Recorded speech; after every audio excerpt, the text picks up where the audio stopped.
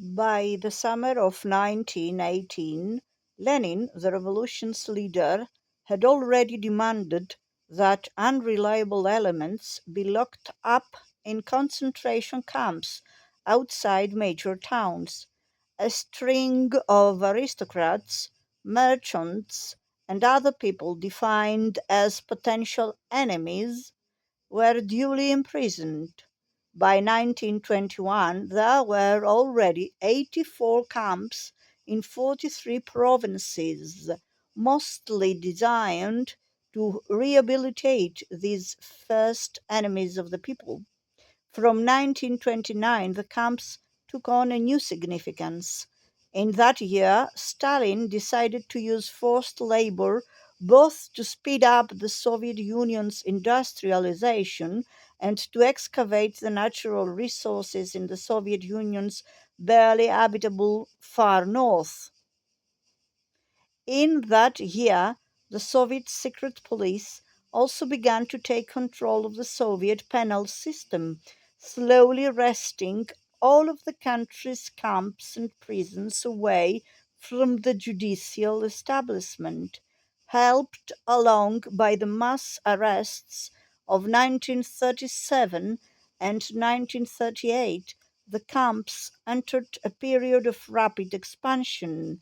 By the end of the 1930s, they could be found in every one of the Soviet Union's 12 time zones. Contrary to popular assumption, the Gulag did not cease growing in the 1930s, but rather continued to expand throughout the Second World War and the 1940s, reaching its apex in the early 1950s. By that time, the camps had come to play a central role in the Soviet economy.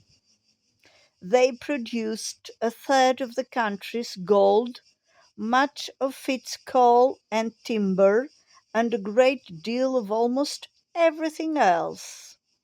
In the course of the Soviet Union's existence, at least 476 distinct camp complexes came into being, comprising thousands of individual camps, each of which contained anywhere from a few hundred to many thousands of people. The prisoners worked in almost every industry imaginable: logging, mining, construction, factory work, farming, the designing of airplanes and artillery, and lived, in effect, in a country within a country, almost a separate civilization. The Gulag had its own laws, its own customs, its own morality, even its own slang.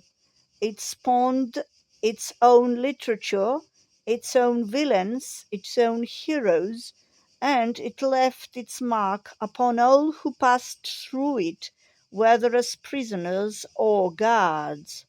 Years after being released, the Gulag's inhabitants were often able to recognize former inmates on the street simply from the look in their eyes.